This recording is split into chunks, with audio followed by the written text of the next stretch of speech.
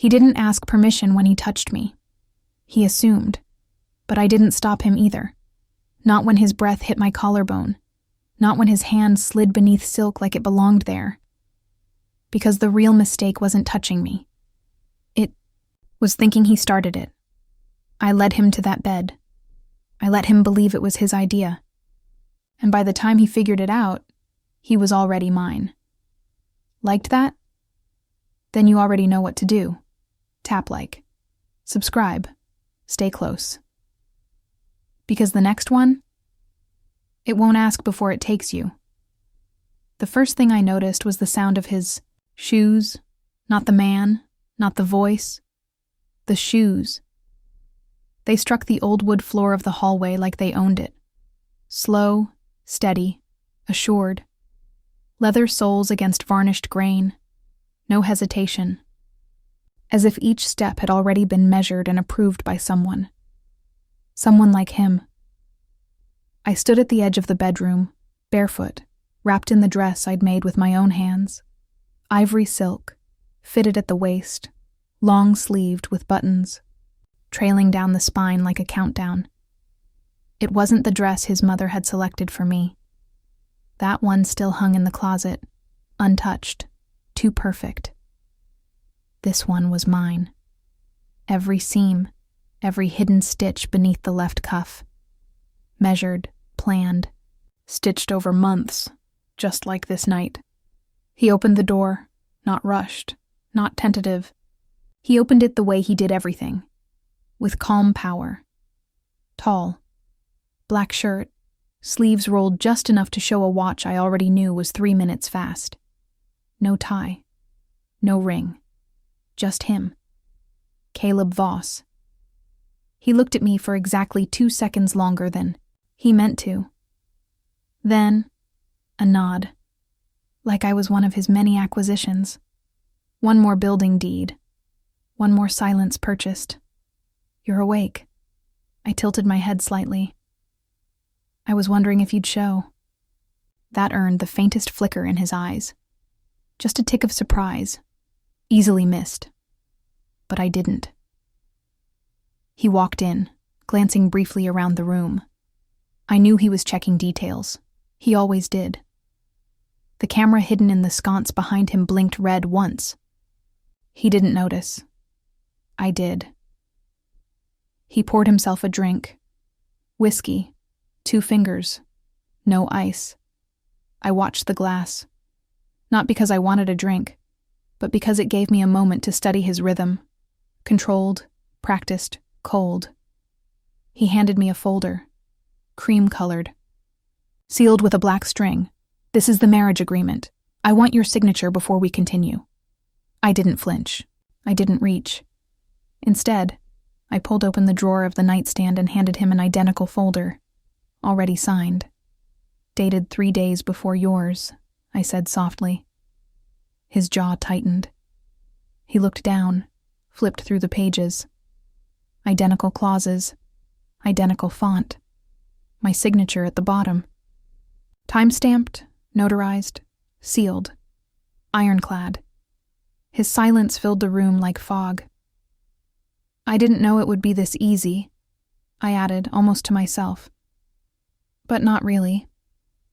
He set the folder down slowly. You signed this before the ceremony? Nodded. Before you even received your version? He narrowed his eyes. Why? Because I wanted to be sure I was choosing this, not just accepting it. For a moment, neither of us moved. Then, as if to reclaim control, he stepped closer. A calculated 2 steps. You know what this night is. I didn't step back. I didn't break eye contact. Yes, I said. But I also know what it isn't. And what's that? A conquest. He studied me. I could feel the tension begin to shift. Not much, not yet, but enough. Enough to make him unsure who exactly was standing in front of him. The virgin bride? Or something else? Entirely? I bent down as if to pick up the comb from the floor. The one I'd let drop earlier, carefully placed to fall near the edge of the rug where it would make just enough sound. He didn't move, but I saw his hand twitch. Watching me. Not the comb. Me. Stood slowly and walked past him, close enough that the hem of my dress brushed his leg. Close enough for him to smell the faint jasmine I dabbed behind my ear, the one scent he associated with his late wife. No one had told me that, but I'd read the interview transcript. From 2 years ago. Page 4. "Why jasmine?" I heard him ask. "It settles the air," I replied, without turning. I could feel him watching me, not with desire, not yet, but with something more dangerous. Doubt. I sat at the edge of the bed, letting the silence settle. Then, softly, "Do you think I'm afraid of you?" His voice was even. "Should you be?" I smiled, not sweetly. "Only if you think power works the same on everyone." He stayed standing, glass in hand, watching me like a wolf circling what it thought was prey, not realizing it had wandered into a trap made of mirrors. "I thought you were," he began. "Innocent?" I finished. He didn't answer. I stood, again slowly, and leaned in, close enough for him to feel my breath on his collarbone. "Let's be clear, Mr. Voss. You may own this house, but I own what happens in this room." He didn't move, didn't speak, not because he didn't want to, because he was still calculating, trying to find the move he missed. That's how it begins, isn't it? Not with fireworks, not with romance, not with rings or kisses, but with the sound of shoes on polished wood and the realization that the person you thought you owned was already watching you lose. The morning after our wedding, I made coffee like it was any other day. There was something sacred in the routine, in the clink of porcelain, the scent of roasted beans, the slight hiss of the kettle. I moved slowly, deliberately. Caleb wasn't awake yet, or if he was, he hadn't made a sound. Good. Men like him don't like waking up surprised. They like waking up in charge. But today, the rhythm was mine. I wore white again. Not the wedding dress, not even silk, just cotton, loose, comfortable, but still white, still deliberate. White draws attention, but it also deceives. It tells people you're clean, untouched, harmless. Exactly what I needed him to keep thinking, for now. He walked in around 7:10, barefoot, in slate gray pajama pants and a white shirt still creased from the packaging. Looked like a man trying not to look like himself, and failing. "You're up early," he said, voice scratchy. I didn't turn. Old habits. "You always dress like that for breakfast?" Now I turned. "Do you always question the color of your wife's clothes?" He paused. Only for a second, but I counted. 1, 2. No, but I do question things that feel too calculated. "That must make your life very complicated." A faint smile curved his lips, but not the kind that meant he was winning. We sat across from each other at the long table that could seat 14. Neither of us touched the center, the empty stretch of polished wood between us like a diplomatic no man's land. He watched me eat. I let him. Then, without warning, I dropped my fork. It clattered against the tile. Loud, sharp, deliberate. I bent down to pick it up, letting my hair fall forward, my dress shift slightly, revealing the curve of my shoulder. Subtle, almost accidental, almost. I caught his eyes on me when I rose. "Clumsy," I said softly. "That was strategic," he replied. "Ah, so he noticed. Good." Later I wandered into his office. On paper, by mistake. In truth, by timing. He wasn't there. The door had been unlocked. I'd calculated that part too. I moved quickly. Nothing invasive, just a walk past the shelves, a glance at the digital lock on his filing cabinet. 3 numbers, grease smudges on the 4, 6, and 9. Interesting. I turned toward the window, letting my reflection fall across the glass just as I heard footsteps approach. I stayed still. Let him catch me. You're in the wrong room, Caleb's voice said behind me. I turned slowly, blinking as if startled. Am I? This is my office. I saw the door open. I didn't mean to intrude. He didn't believe me. I didn't care. He was searching my face now, the way a man searches a riddle for the part he missed. You're different this morning, he said. Am I allowed to be? You were quieter yesterday, and you were more sure of yourself. The silence cracked, only for a second. I stepped past him to leave, brushing his arm lightly as I passed, enough to feel the tension in his muscles, the question forming behind his silence. What do you want, Lily? I stopped in the hallway. Didn't turn. What do you want, Mr. Voss? He didn't answer. He never did when the question was real. That night, I sat on the balcony overlooking the garden. The night air smelled of cedar and wet leaves. Somewhere in the dark, wind chimes stirred, glass on glass, music without rhythm. Caleb joined me, quietly. No shoes. His presence pressed against the quiet like a thumb against silk. You're not afraid of me, he said. Should I be? He looked out into the garden. His voice came softer this time. Most people are. That sounds lonely. It's practical. No, practical is locking your office door. That made him turn. I didn't flinch. He stepped forward, just one step. But it shortened the distance between us by half. What are you trying to do? Observe. You're studying me. You make it easy. I rose from my chair and walked past him again, the same way I had earlier. Deliberate, smooth, silent.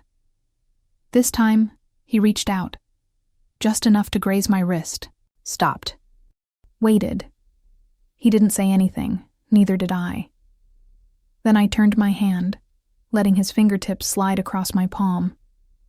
Not affection, not surrender. A calculated pause. Then I pulled away. Good night, Mr. Voss. Lily. I looked over my shoulder. You're not what I expected. I smiled, slow and quiet. That's the point. The first time I saw Caleb Voss, he didn't see me. It was a gallery auction on a rain-heavy Thursday. Manhattan was slick with puddles and too many umbrellas, the city, grinding in its usual quiet violence. I wore black. I carried canapes. I wasn't on any guest list. He walked in alone. No entourage, no coat. Hair slightly damp, sharp-edged and moving like time itself. I didn't know then what I wanted from him, but I knew I'd remember him, he. Stood at the far end of the room, silent as people orbited him. Not speaking, not needing to. One man leaned in to shake his hand. Another woman laughed too brightly and touched his shoulder. He didn't react to either. He stared at the painting. Fisherman, 1937, muted tones. A man in a boat, holding a net with nothing inside. The auctioneer said the piece represented futility. Caleb bought it anyway. That night, I wrote the first entry in the leather notebook that would become the closest thing I had to a strategy map. Didn't write his name, not yet, just a description. Man in the corner, hands folded. Unreachable. Buys emptiness on purpose. I started following him. Not in the way people think. No trench coats, no tailing cars. Just data. Where he ate, alone. What he read, hardcovers with cracked spines. Who he trusted. Almost no one. 3 months later, I applied for a job at a boutique tailoring house that serviced some of his firm's clients. I took less pay for closer access. Every time his assistant dropped off a suit, I watched for thread color, for notes left in pockets, for details most people never saw. Then came the headline: Caleb Voss terminates engagement with Virginia Hale, heiress to Hale Holdings. It wasn't public scandal. It was corporate. It told me what I needed to know. He didn't run from conflict. He planned it. That night I wrote, "He doesn't burn bridges. He builds the explosives himself." My mother found the notebook once. She asked me without asking, "Is this about revenge?" I said no, it wasn't. Revenge implies injury. What I felt wasn't pain. It was clarity. I had seen too many women like her, radiant, gifted, used, left with their youth gone and their silence intact. My mother was beautiful, too trusting, too still. She once told me, "Love is something you fall into." I never wanted to fall. I wanted to land. A year passed. Then two. I learned his rhythms, like a language. Every July, he vanished to a house in upstate New York. Every January, he fired someone, always with cause, always clean. He donated anonymously to a domestic violence shelter. He fired a board member who laughed at a waitress. He wasn't cruel. He was exact. And I began to see the outline of something else beneath the man, a fault line. 3 years after the auction, his company's old CFO was indicted. I used that moment, just enough of a crack in his circle, to approach a mid-level, contact with a contract, discreet bridal design work for a client who might want something private. It was bait. He took it. 1 month later, I got the email. Interested in a non-disclosure-bound design project? No press, no fittings, high compensation. Sender, H. Sloan, Executive Liaison. Recipient, me attached, address of Voss Tower. I said yes. The contract was real. The money was real. But what mattered wasn't the check. It was the room I entered when I handed off the initial sketches. He wasn't supposed to be there, but he was. And just like at the gallery, he saw everything. This time, including me. "You're the one who sent this?" he asked, lifting the folder. I nodded. "You don't look like a designer," he said. "You don't look like someone who needs one." We didn't smile, but something moved in the room, just enough to make the air stretch thin. I left without shaking his hand. 3 weeks later, the proposal came. Unorthodox, mutually beneficial, confidential. A marriage offer between a man who trusted no one and a woman he thought he'd just met. Back in the present, I sit alone in the study of the house where we are now legally bound. The fireplace flickers. The wind outside taps the windows with skeletal fingers. The house feels like it's holding its breath. I open the notebook again. I still haven't written his name. Just the lines. He's beginning to suspect. Not what I am, but that I am something. The game begins now.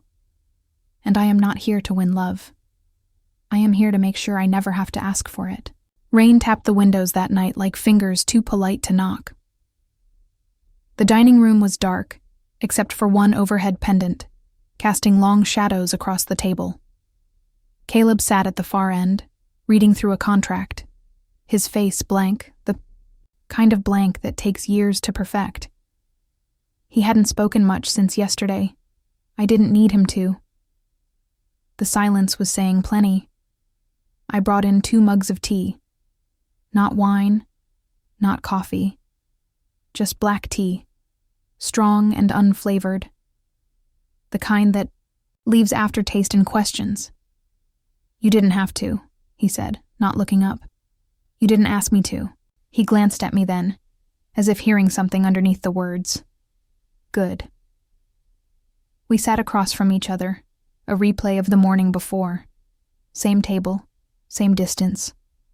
Only now, I leaned forward a little more than usual, letting him feel it. Not desire. Pressure. You always read contracts during dinner? He turned a page. It's easier to digest than conversation. No offense, he added flatly. None taken, I said. You're not the first man who prefers ink over intimacy. That made him pause. Just slightly. Just enough. I saw it. You're different from what I expected, he said. Good, I answered. Expectation is the first form of laziness. The tea cooled. The air didn't. Somewhere between the next question and the third sip, I stood. I walked around the table. Slowly, not seductively. I stopped next to him, not touching, just close enough to be counted. Look at me. He did. Not instantly, not obediently, but eventually. And when he did, I saw the same man I saw 3 years ago in that gallery, composed, sharp, entirely alone. So I kissed him, not with affection, not with flirtation, not even curiosity. It was surgical. 3 seconds, just enough pressure, just enough breath. A controlled collision, not lips to lips, but strategy to instinct. Then I pulled back. He didn't move. Didn't blink. I smiled. Now you're wondering what that meant. What did it mean? He asked. It means I've already counted how many ways you're trying not to touch me. That time his breath changed, just slightly. I walked away, back to my side of the table. Sat, sipped. He stared. Was that a game? He asked. No, I said. That was a statement. And what was the message? I looked at him across the flickering table light.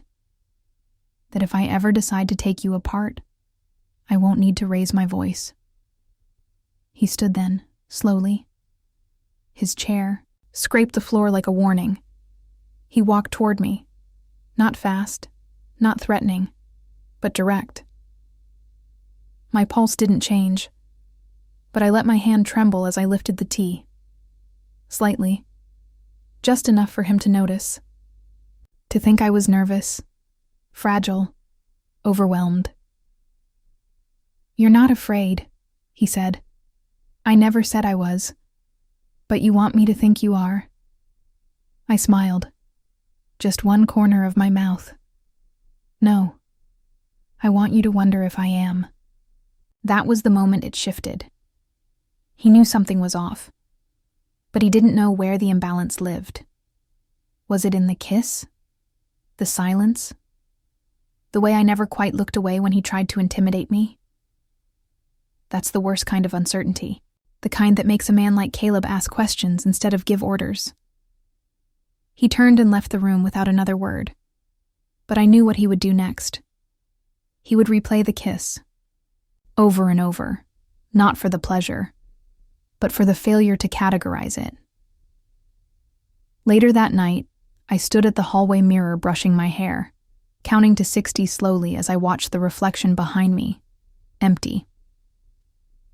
At second 37, I heard his footsteps. He didn't pause this time. He walked past, silent. But I felt the weight of his stare burn across my back. When I returned to the bedroom, a note lay on the nightstand. Not handwritten. Typed. Businesslike. The terms of our agreement remain unchanged. No physical obligations unless mutually initiated. That kiss does not qualify as mutual. I smiled as I folded the paper. Because he was wrong. That kiss qualified as declaration. I opened my notebook, flipped to a fresh page. No name. Just the line. He tasted like restraint. But his silence tasted like surrender. The rain returned that night, heavier, angrier. It clawed the windows like it wanted in, but the house stayed warm. Still, waiting. I waited too. I lit a single lamp near the bed. Dim, amber. the kind that blurs the edges of everything, even truth. The silk robe I wore was pale gray. No lace. No games. Just fabric that whispered over skin. I knew the layout of the room by now. Every creaking board, every inch of carpet. And more importantly, I knew what he expected to find when he walked in. Obedience. Nervousness. Maybe desire. If he was lucky, he wouldn't get any of that, not tonight. He entered around 10:43 p.m. I heard his steps before I saw him. Slower than usual. His shirt was undone at the collar. His sleeves were rolled. Rain still clung to the ends of his hair. "You're awake," he said. "So are you." He looked at the bed, then back at me. "You're not under the covers." "I'm not cold." He hesitated. The first crack. Then he stepped inside, closing the door behind him like someone sealing a room off from air. He stood there, silent, waiting for me to flinch. Instead, I moved toward him. 1 step. 2. Barefoot, silent. I reached up, touched the front of his shirt, and began unfastening the buttons. 1, 2, 3. I felt his chest tighten under my fingers. But he didn't stop me. "This isn't what we agreed," he said. "No," I whispered. "It's what I've decided." That threw him. Good. Because every part of him had lived in that contract. Every inch of safety was written into clauses and signatures. But there were no clauses now. Just breath. And skin. And intention. His shirt hit the floor. I stepped back. Let him see that I wasn't trembling. Let him feel how still I could be. Even here. Even now. Then I undid my robe. Slowly. Let it slide off my shoulders. Not with seduction, with precision. The way you undress a blade. He stepped forward then. Slowly. Like a man walking into water he doesn't trust. His hand rose to my cheek, caught his wrist, held it. Not tightly, but firmly enough that he paused. "This only happens," I said, "if you understand that I'm not something to be taken." "Then what are you?" he asked, voice low. "A line," I said, "and you're about to cross it." The kiss came from him this time, but it wasn't dominant. It was uncertain, exploratory. I let it happen. Let him feel like he had a say. Then, I pulled him down onto the bed. Not harshly, not gently, just inevitably. There was no music. No whispers of love. No fake gasps. Just breath. Flesh. Movement. Each motion deliberate. Each touch a test. And every time he thought he had rhythm, I changed it. Every time he reached for control, I shifted my weight, my hands, my mouth, and took it back. He realized it halfway through. That he wasn't leading. That I wasn't following. That all of this, was a sequence I'd chosen long before he walked into the room. And when he tensed, uncertain, trying to find footing, I leaned in and whispered, "Still think you're claiming me?" He didn't answer, because he couldn't. After, he lay still, chest rising unevenly, hands at his sides, head turned toward me, but eyes unfocused. I rose from the bed, pulled my robe back on, walked to the mirror, adjusted my hair. "You're quiet," I said. He sat up slowly. "You planned this?" "Of course." "Why?" I turned, looked him dead in the eyes. "Because I needed you to know something before we go any further." "What's that?" "That the first time we touched, I wasn't yours, and you weren't mine. You were on loan, and now, I've returned you to yourself." He looked away then. That was the surrender, not the sex. The moment. He realized I'd taken what no contract could protect. His certainty. I opened the drawer beside the bed, pulled out my notebook, wrote one line, deliberate, permanent. He touched me like a promise, but I held him like proof. He didn't come to bed that night. I heard the door click behind him after I closed my eyes. He didn't slam it. Caleb. Voss never slammed doors. He didn't need to. People like him didn't shout to be heard. They withdrew, and the silence did the punishing for them. But this time, the silence punished him.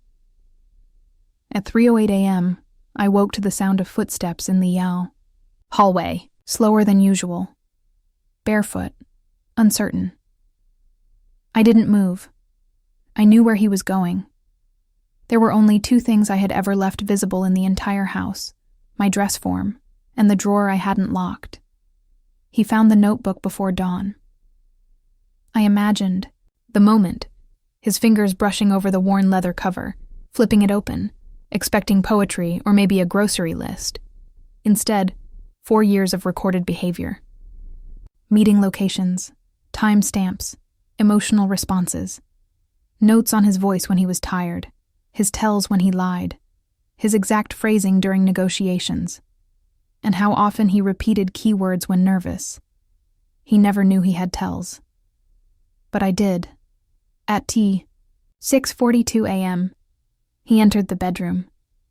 His face was unreadable, but his sleeves were rolled. And Caleb never rolled his sleeves unless something inside him was unbuttoning too. He didn't hold the notebook like a weapon. He held it like something fragile that still cut. "You wrote about me," he said. "Yes. You watched me for years." I did. Why? I stood, not rushed, not defensive. I walked over to the window, let the morning light touch only the side of my face, because I needed to know how far men like you would go to feel powerful. He didn't speak for a long time. Then he asked quietly, "Was I ever not a target?" I turned then, not angry, not triumphant, just still. "You were never a target. You were a blueprint." "A blueprint for what?" "For everything I'd never let happen to me." He sat, not on the bed, on the floor, not dramatically, like his legs just didn't hold him up the way they used to. That was the moment. Not when he read the pages, not when he found the notes, but when he sat on the floor. That was the moment he knelt. And it wasn't for me. It wasn't submission. It was realization. "Did you ever actually want me?" he asked, voice thick. "Not at first." And now, I walked over, sat on the edge of the bed, looked down at him like someone looking into water, trying to gauge the depth. "Now, I want to see if you're capable of becoming something outside of power." "That's not love." "No," I agreed. "It's clarity, and it's more honest than any vow I've ever heard." He rested his elbows on his knees, hands locked together. His head dropped for a moment. Then he said, "I don't know who I am with you." I leaned down, touched his chin lightly, made him look at me. "That's the point, Caleb. You were always the man people saw coming. I want to see who you are when you don't arrive prepared." He stood slowly, but something in him had softened, or broken, or simply let go. "You win?" he said quietly. "This wasn't a war." "It was." "Then why are you still here?" He looked at me. The first time he really looked, without calculation or edge. "Because even if I wasn't what you planned for, you've become the only thing I can't plan around." I stepped forward, rested my forehead lightly against his chest, not to yield, not to comfort, just to feel the beat of a man who was finally out of rhythm. "This marriage doesn't need saving," I whispered. "It needs honesty. And for once, neither of us is good at that." We stood there for a long time, two people with every wall exposed. Not in love, but dangerously close to whatever comes before it. Later, he left the notebook on my pillow. Untouched, unburned. I flipped to the back and wrote one last line. Not about him, about me. I didn't build a trap. I built a room with no exits, to see if he would stay. The sun broke through the curtains like it had no idea what we'd been through. It spilled gold across the hardwood floors, brushing the edge of the bed where I sat alone, knees pulled up, spine straight, robe tied like armor. Caleb wasn't in the room. He hadn't slept beside me. But the notebook was still there, on the pillow, exactly where he'd left it. Unburned, unmarked, unread beyond what he needed to see. Which meant one thing. He didn't want to win anymore. Downstairs I heard sounds. Dishes being moved, cupboards opened and closed.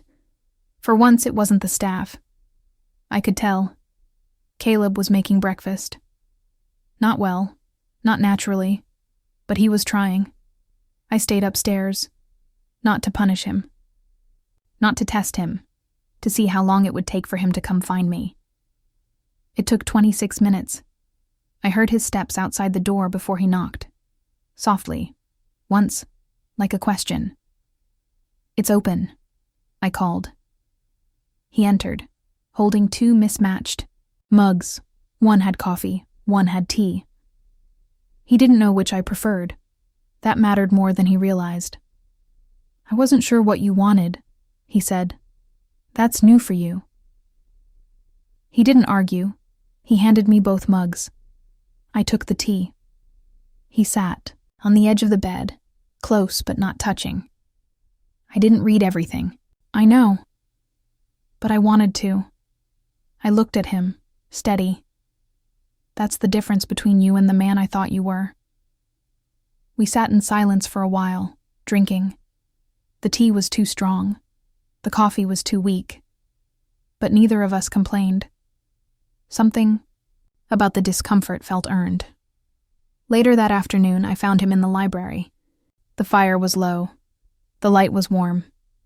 He was on the couch reading, barefoot, in a t-shirt I'd never seen before. Probably one he kept hidden under custom suits. I stood in the doorway longer than I needed to, then walked in and sat beside him. Not close, not far, just enough to feel the heat radiating from where his thigh rested against the cushion. He looked at me once, then back at the page. "You're quiet," he said. "You're not used to that?" "Not from you." "Maybe you're just learning to hear me." The book in his lap slipped closed. He turned toward me, slightly. Not fully. Enough. "I've been thinking," he said, "about control, about why I need it." I said nothing. And I think I finally figured it out. It's not because I'm afraid of losing. It's because I never trusted what happens after. After what? After someone sees me. He looked at me. Really looked. And this time, I didn't shift away. I let my body turn. I moved slowly, not dramatically. Not like a scene, but like gravity. I shifted until my head came to rest lightly against his shoulder. His arm didn't move. He didn't lean into it. He didn't pull away. He simply let me stay. I closed my eyes. Not because I was tired, but because the feeling of stillness was louder than I expected. "This doesn't mean I forgive you," I whispered. "For what?" "For making me feel like I had to be strategic in the first place." He nodded. I felt the movement against my temple. "And this," he said, "doesn't mean I've changed." "Then what does it mean?" "That maybe we've both stopped pretending." We stayed like that for a long time. No kiss, no confession, no climax, just breathing. Two people finally too tired to perform, and in that quiet, I realized something I hadn't planned for. Not love. Not yet. But the possibility of choosing rest and calling it enough for now. When I left the room, I didn't say goodbye. He didn't stop me. But when I reached the hallway, I heard his voice. Low, quiet. The first thing he'd said without armor since this began. I don't want to go back to who I was. That night, I couldn't sleep. Not from unrest, from release. I opened the notebook, turned to a clean page, and for the first time, wrote not about him, but about us.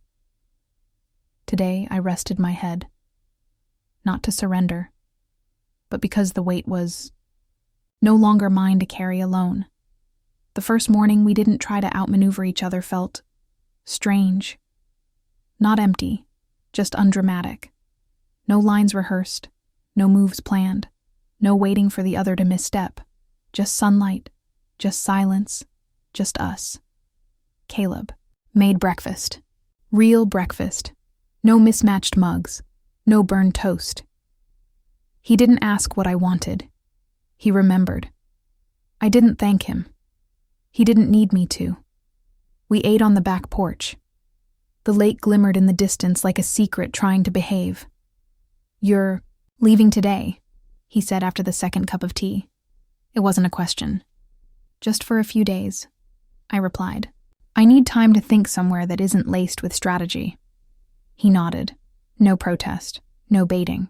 He was learning. Will you come back? He asked. Would you ask me not to go if I said no? He smiled faintly. Not the cold smile. A quieter one. Sad, grounded. No. Good. I packed lightly. 1 bag, 2 dresses, my notebook. I left the original one here, the old leather one, filled with all the data I'd once weaponized. I didn't need it anymore. I wanted him to find it again someday, and see that I'd stopped writing in it, that I no longer needed a record of his flaws, because they weren't mine to control. Before I left, I walked into his office, the one he used to lock. He was standing by the window, not reading, not working, just being. What happens next? He asked without turning. Nothing, I said. He turned then, brow furrowed. Nothing? We stop playing. We stop measuring. We stop earning each other. And what do we do instead? We choose. I walk toward him, slow but steady. The way I used to move when I was calculating distance. Only now I was just covering space. When I reached him, I took his hand. He didn't grip mine. He let it rest, held, not owned. You once told me I was the first person who made you unsure. You still are. Good, I said. Because that means you're here for me, not for the version of me you understand. He looked down at our hands. I used to think love was leverage. I used to think love was a lie, I replied. We both smiled, not at each other, but at how far we'd come. Before I left, I gave him a square of fabric, linen, hand-stitched, the same ivory as the dress I'd made for our wedding. In one corner, I'd embroidered something, not my name, not his. Just this. No one stays for power. They stay when there's nothing left to take. He read it, said nothing, but I saw his throat tighten. I didn't kiss him goodbye. That wasn't our rhythm. I just walked to the door, paused, and looked back. You know I don't belong to you, I said. He nodded. I'm just hoping you come back because you belong with me. I left. The car pulled away from the house and turned down the gravel road. I didn't cry. Didn't second guess. I'd done everything I came to do, and none of it had to end with ownership. A week passed. I didn't write, didn't plan, didn't observe. I rested. And somewhere in the stillness I realized the game was never between us. It had always been between who we thought we had to be and who we were becoming when no one was watching. I returned quietly. No message, no announcement. I walked through the door of that house and placed my bag at the foot of the stairs. He appeared, not as a shadow, not as a force, just him. He didn't say anything. He walked to me, reached out, and touched my wrist with 2 fingers. A question, not a command. I slid my hand into his, not as a prize, as a partner. We didn't say I love you. We didn't need to. Some things don't arrive in words. They arrive in the space where words used to be necessary. That night, as he slept beside me, his breathing even, his arm loose across my waist, I opened a new notebook. Not leather, not worn. Clean. New pages. The first line I wrote was not about him. It was about me. I was never the virgin bride. I was the only one playing. But I stayed, because he finally stopped trying to win me. If you felt something while reading, hit that like button. It tells me you were here. And if you want more stories like this, layered, slow burning, and just a little dangerous, subscribe and stay close. The next one might just find you before you're ready.